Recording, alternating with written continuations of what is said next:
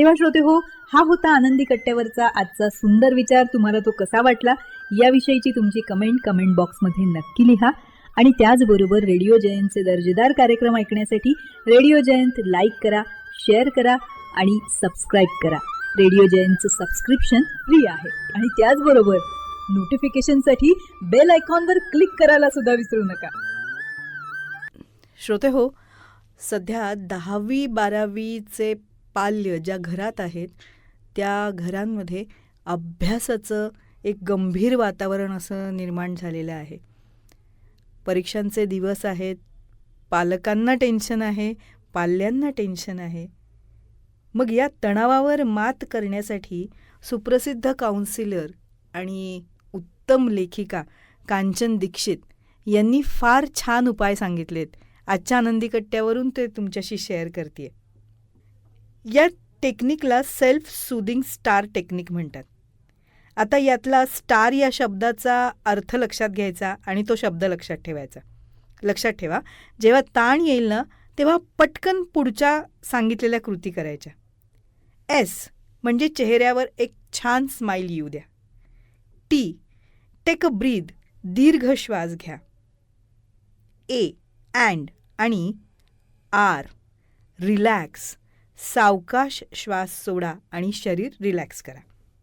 चेहऱ्यावर एक छान स्माईल येऊ द्या, दीर्घ श्वास घ्या आणि सावकाश श्वास सोडा, शरीर रिलॅक्स करा.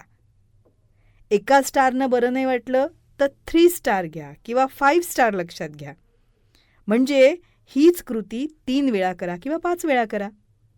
यानं आपल्या मज्जासंस्थेला एक संदेश जातो की सगळी परिस्थिती नियंत्रणात आहे, ऑल इज वेल.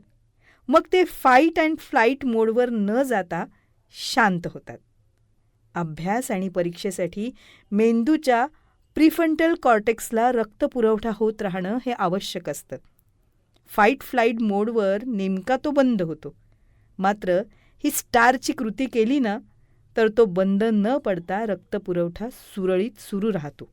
म्हणूनच पाल्यांनी आणि पालकांनी स्टार थेरपी ही नक्कीच वापरा.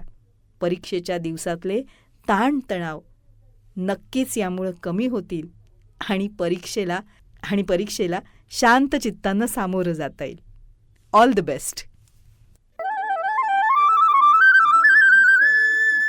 तेव्हा श्रोते हो, हा होता आनंदी कट्ट्यावरचा आजचा सुंदर विचार. तुम्हाला तो कसा वाटला याविषयीची तुमची कमेंट बॉक्समध्ये नक्की लिहा.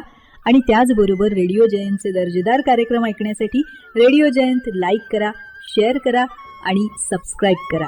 रेडिओ जयंतचं सबस्क्रिप्शन फ्री आहे. आणि त्याचबरोबर नोटिफिकेशनसाठी बेल आयकॉनवर क्लिक करायला सुद्धा विसरू नका.